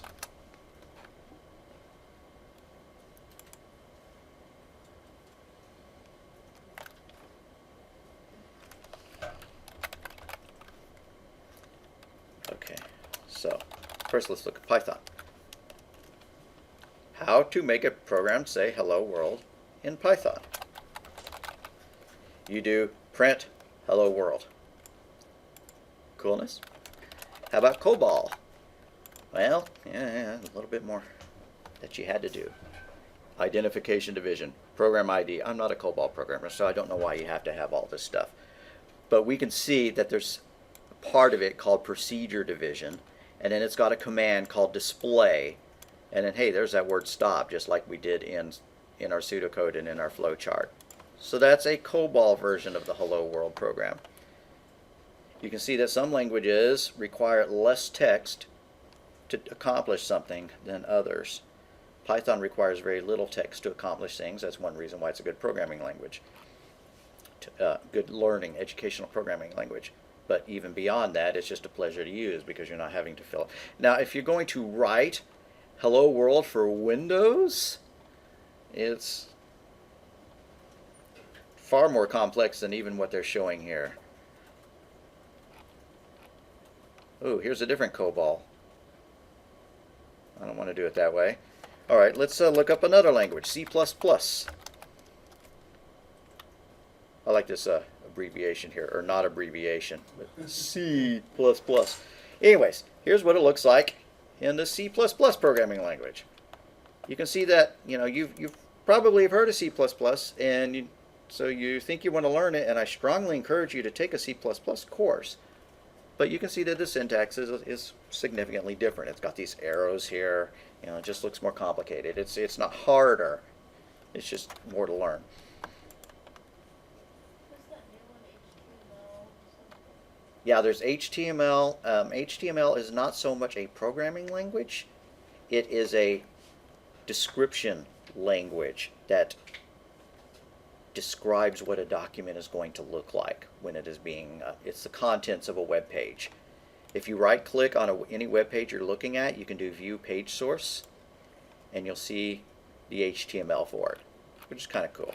So is that HTML and CSS that makes that's actual program? I was just There's a programming language that works inside of HTML, and that's called JavaScript. So along with the HTML, if you look, like if you go to Amazon or you load up a web page or something like that, everything you see is HTML. But all of the programming functionality, the ability to, you know, move your cursor over something and have it light up or have it to respond to a click or whatever is done in JavaScript. If you want to learn JavaScript, I would recommend taking the sequel to this class, which is called scripting. Where did that go? Hello world in many languages. Where was I going with this? Okay, I want to go back to assembly. We did not stare in horror at this long enough. You know, in the very first days of programming, you could not enter cute text like this and have it produce results. I showed y'all a picture of an earlier computer, I think. Did I not? I'm getting this confused with my C++ class. ENIAC, one of the first electronic computers, 1944 or something like that. You know, World War II really prompted the development of the electronic computer. Computers existed before that, but you know, for the most part, they were like mechanical computers that you know, operated with relay switches, or they were analog computers, so that if you wanted to calculate the trajectory of a shell or something like that, you'd actually make some change on some device, and then it would, you know, perform that calculation. So here's an ENIAC computer. This thing is probably got the processing power of the chip that's inside your microwave. That's optimistic. But it could do math, and compared to how fast people could do math by hand, it was remarkably fast. It might be able to do, you know, 100 math instructions per second, or even 10 math instructions per second. You know, nowadays computers run in gigahertz, meaning billions of times per second. They can run amazingly fast. But you know, why were computers invented? Well, the British used computers to crack German codes. You know, the Enigma code was what the Germans used to encode their messages, and they had no idea that the British could figure out every single message that they broadcast, because they, invented computers and the programs that would crack those codes for them. And that's really kind of an interesting topic, and I think that there's a movie that I want to watch about that, and I forget the name of the movie, but once I watch it, I'll recommend it to you. The Americans wanted to use computers in order, well, for one thing, the Manhattan Project, they needed math to build atomic bombs. And other is, if you were going to be able to fire an artillery shell and have it go, 1,800 yards with this wind condition, and the shell weighs this much, you need to know exactly how much propellant and exactly what angle to do it at. It's not just good enough to be, hand cranking something and hoping you're going to hit it. That kind of went out with the 1800s with the cannons poking out of the side of the boats. They needed more precise. And so they actually had books that would tell them, if you're going to send this shell, this far, at this weight, this distance, you'd have to look it up, and then you would configure your guns in order to, be able to do that. So anytime you have calculations done like that, there could be errors. So it's better to have a machine that can perform that kind of calculation. And it could print out a book full of calculations for anything that you're trying to do. In the 1800s, when business was really taking off and science was really taking off and stuff like that, people would have books just for logarithms. Here's my book of the logarithm of every number between 1 and 1,000,000, which meant that some poor student at, Oxford or Cambridge or something like that probably sat there for 7 months doing, 1,000,000 calculations so that they could be put into a book. And you can bet that, if he'd had a little too much mead the night before, he was not doing it accurately, and you'd get that book and it would have the wrong numbers. There would be mistakes in it. And so people wanted the ability to generate those things on the fly in order to do math quickly. And so there were mechanical calculators. Am I repeating what I said on Monday, or is this new? Okay, good. So the Pascal mechanical calculator looked like this. You would configure it by setting these knobs, and then you would turn a crank or something. I've never seen one of these in action. That'd be cool. And to see, I bet there's a YouTube video of it. And it would give you an answer. So it could perform some math equation, and you could get an answer, and then you could repeat it very quickly, over and over and over, and it would always give you the same answer. So you could, do math quickly with a mechanical calculator. This is not a computer, really. The reason why it's not a computer is what separates a computer from a calculator is the ability to program it, meaning that it can hold some instructions in itself, and it will follow those instructions. So a guy named Babbage, Charles Babbage, another English inventor. I don't think Pascal was English. I think he was French, but there were English people making these kind of devices too.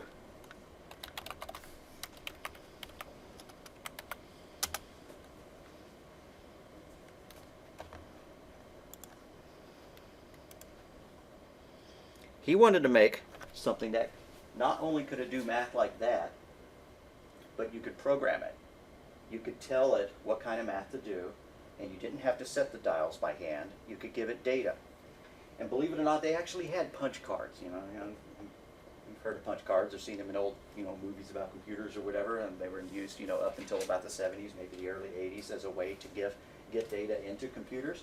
Well, they had punch cards, but they were for looms that would weave, complex patterns in factories, textiles. So he adopted the idea of a punch card data entry system, so that part of this thing would read data in from punch cards. Another part of this thing was the program, which was the calculations it was supposed to perform. And then once you set all that up, it would then produce its results. I don't remember if it punched, another card full of results or what. But this thing is huge. And he got very close to finishing it, but then his funding was yanked, and some of the people went back and they yanked, they grabbed, disassembled it for raw materials, and he didn't quite get to finish it, but it would have worked. But mad scientists being what they were, he wasn't satisfied with that, and so he came up with a far more complex version.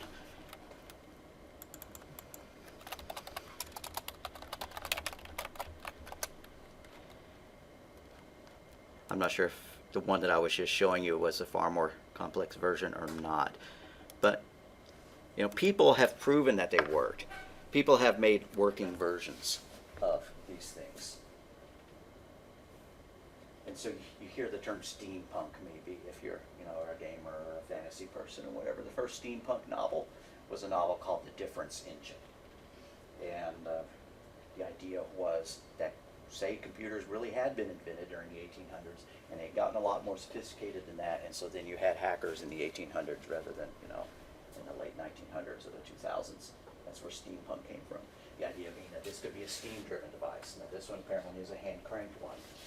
But, you know, the British being into steam, they probably would have made steam versions of this before long. Why was it called a difference engine? Well, even at calculator, if you have a formula like this, and we're just kind of doing background now, I'm not going to ask you what the difference between Pascal's device and Babbage is, but if you have a formula like x to the power of 3 plus 2x plus 10, that's our formula. And we want to solve this for a series of values. 0, 1, 2, 3, 4, 5, 6, 7. Okay, x to the power of 3. 1 to the power of 3 is 1. Plus 2 times x is 2. Plus 10 is equal to 13. So, 2 to the power of 3. Why did I make that to the power of 3? My brain doesn't work that well. Okay, how about 2 to the power of 2? There. 2 to the power of 2 is 4. Plus 2 times 2 is 4.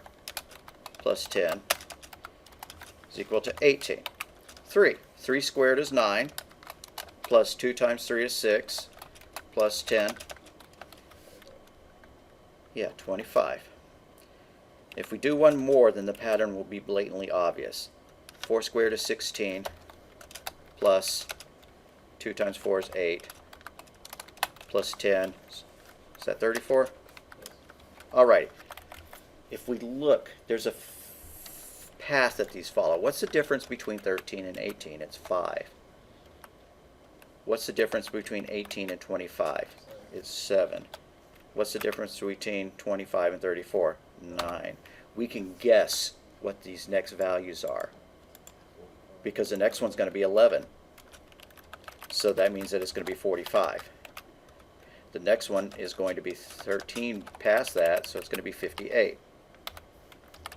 And the next one's going to be 15 past that, so it's going to be 63, 73. Now we could actually do the math to see if that works. 7 squared is, hope it's 49, plus 14, 2 times x, plus 10.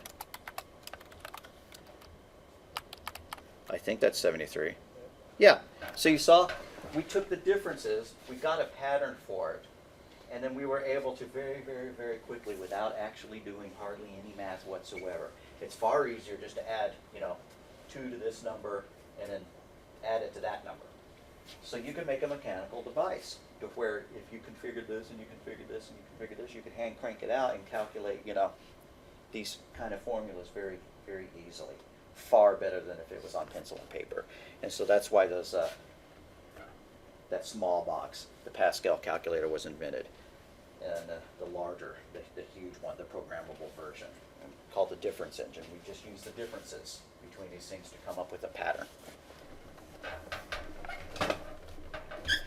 Okay, while we're on our tour of the past, going back to one of the first electronic computers. I'm using the term electronic to distinguish it between a purely mechanical one, which is one using mechanical relays, which did exist before this. Things like the ENIAC and the other ones invented in the 1940s were electronic. They used vacuum tubes as one of their storage mechanisms, you know, little light bulbs, and if the light bulb was off, it was a 0. If the light bulb was on, it was a 1. Although a vacuum tube could actually be configured to have varying brightnesses, and if it was at full brightness, it would represent one number, and if it was at half brightness, but whatever. If you look at it, how's this thing programmed? Patch cables.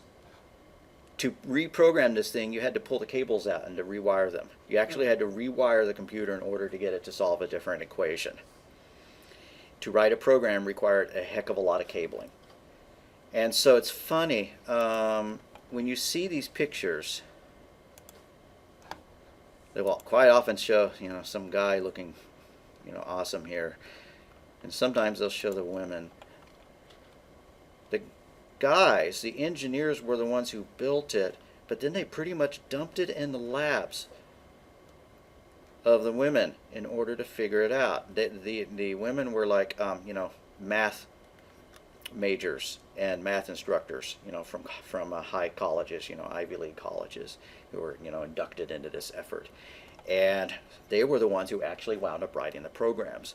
So the first computer programmers in the 40s were women. Kind of interesting. And even before that, Charles Babbage and his device, that giant steam-powered one that I showed you, the person who was most interested in it was the daughter of a famous poet, Lord Byron. Her name was Ada Lovelace. And so she wrote manuals about the programming for that thing. So effectively, she was the first programmer for that thing in the 1800s. And they named a computer programming language after her called Ada, which if you're military, if you go into the military, you may wind up learning Ada if you're going to be a programmer for them. They still use it. So anyways, having to rewire a program, a computer, in order to get it to do something different is insane. You would not want to write, even something like Pong, where you had a dot moving across the screen, or, anything like that. So the next step is to come up with some kind of symbolic representation. But before that, you had the ability to store a program on it, but as a series of numbers, where the numbers were like those opcodes or whatever. They were just a series of numbers in it that would control it. You can call that machine language. Machine language, okay, example of machine language. A 1 means turn the bulb fully on. 10 means turn the bulb fully off. 100 means dim the bulb by 10%. 1000 means brighten the bulb by 10%. Okay, that's an example of machine language. It's a series of numbers, and they correspond to events. And if you feed those numbers to the device will respond to those events. I surely would have liked to have seen a better example of machine language than that. But there we go. That one looks good. Not really.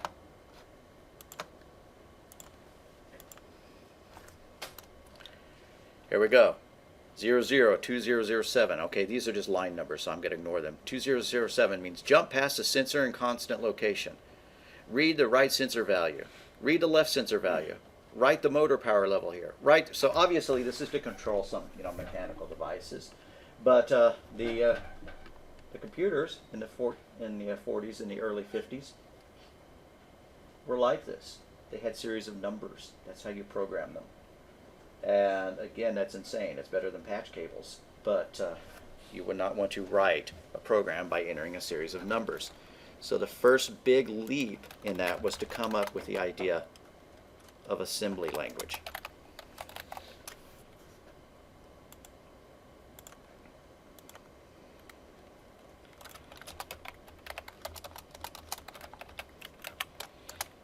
Now every processor has its own assembly language, because every processor responds to a stream of numbers differently, although you can make them that where they are compatible with each other, like the AMD being compatible with an Intel chip.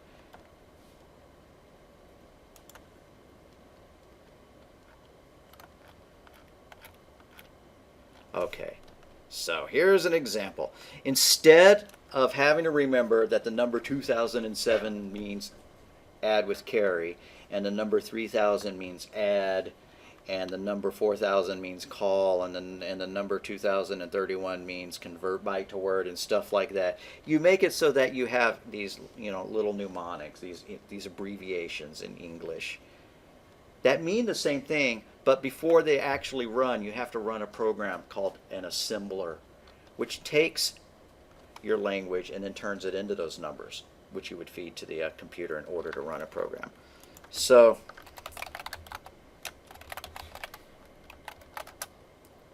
I had that say hello in many languages examples. I probably should just go back to that if I can find it. Fine.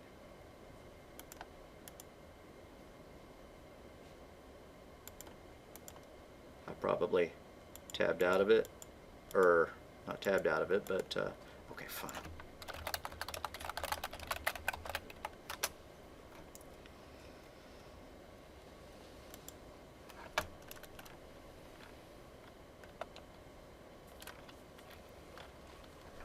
Move something into something. Move something else into something. And by move, they mean copy the number. It's the same thing as an equal sign. Move the value 1 into there. Move the value 4 into that one. And then call an interrupt. As far as the computer is concerned, an interrupt is when you're going to interrupt this process of giving it data, and it's actually going to go and do something. Call the kernel.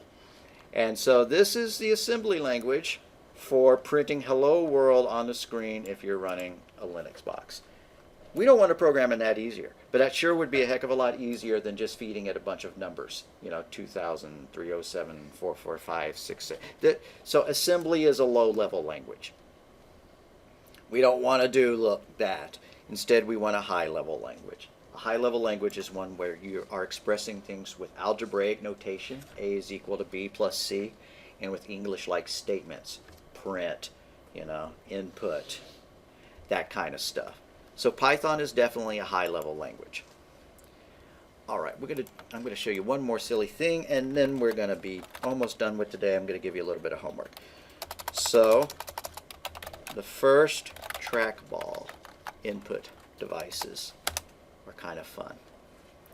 Yeah, that's a nice little trackball. I like that one. How about that one? Yes, it is a bowling ball. So, trying to come up with a program that could do, like traffic control, air traffic control, or anything where you had a phosphor screen and you were trying to move a cursor around it. The problem becomes, how do you move that cursor around it? And so the prototype for the device, that's our trackball. You would not be, you'd have to be way buff and pumped up to, be fast at that thing. I couldn't do that. So obviously trackballs got shrunk. And then in the 60s, somebody had the bright idea of turning the trackball upside down and calling it a mouse. But before using the trackball version of the mouse, because that would take more engineering than what your typical, college student could come up with, or, your professor sitting there without access to a mechanical engineering lab, the first mouse. And then maybe you can tell, but it had 2 wheels. And this was in the 60s, a prototype for a mouse. 1 wheel for moving horizontally, 1 wheel for moving vertically. That meant you couldn't go diagonally, but you could, go that way and then that way, and that'd be a much faster way of moving your cursor around the screen than just hitting the up arrows and the side arrows. But obviously the improvement comes when you put a little mouse ball down there. All right, guys, so what's our homework going to be?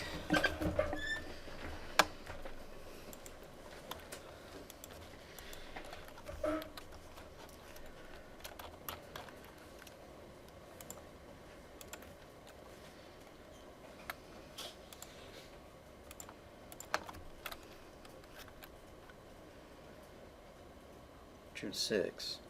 We weren't here on the 6th. I had 6 on the brain apparently because it was my birthday. That really should have been called June 5th.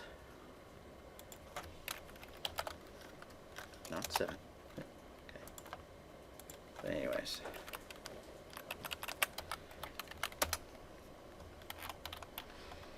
Okay. So, write pseudocode to solve the following 3 problems.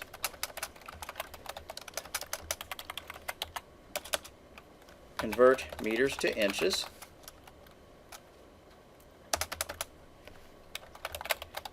Convert pounds to kilograms. I could give you the formulas for these, but you can also just Google them up. And then calculate BMI. That stands for body mass index. The higher your BMI is, the heavier you are compared to your weight.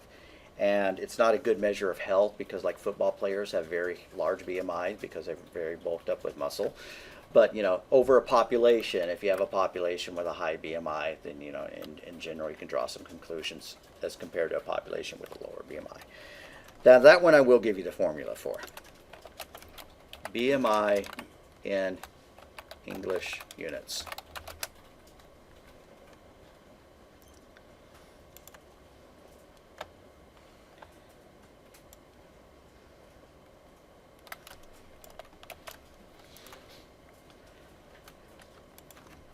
So that's part A, convert meters to inches. B is convert pounds to kilograms. C is calculate BMI. The formula for BMI is equal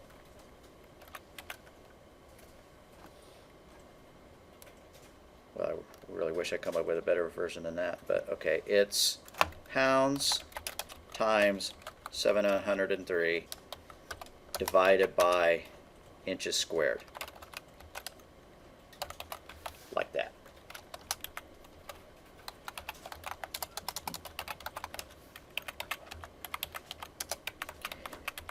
And if we wrote a program, then test it. Here, let's run a BMI calculation just so that we can. All right, so if I was 60 inches tall, which is 5 feet, and I weighed 150 pounds, I have the BMI of 29.3. So generally they define ranges. So like if you're incredibly thin, Kate Moss style, then you'd have a BMI of 18 or less, and and if you're a big hulking linebacker, you'd have a BMI of 30 or whatever. So let's write those as. No, we don't need to actually test it. We're not writing the program yet. Okay. I guess it's worth, when we turn this into a programming problem. This could actually probably only take you a couple of minutes to do. If you feel like also writing them in the Python programming language, then that is going to be the next assignment that I give you next Monday, and you'd be ahead of the game if you feel like doing it. Mr. Johnson, can you scroll onto the right so I can? I need to just get rid of that one. That's the formula I want you to use. If you're frustrated by the fact that I just deleted it, I can bring it back. All right.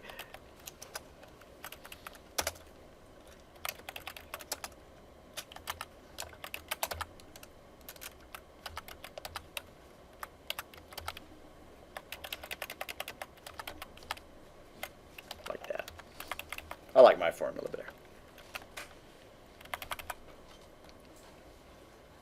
So doing the meters to inches, what's your input going to be? It's going to be meters. Pounds to kilograms, okay. So look up the conversions or text me. If you're feeling lazy or your first 2 Google searches don't get you the result you want, just text me. I'll give you the formula. I'm just not going to code it in here. I want you to have to do a little bit of work on it.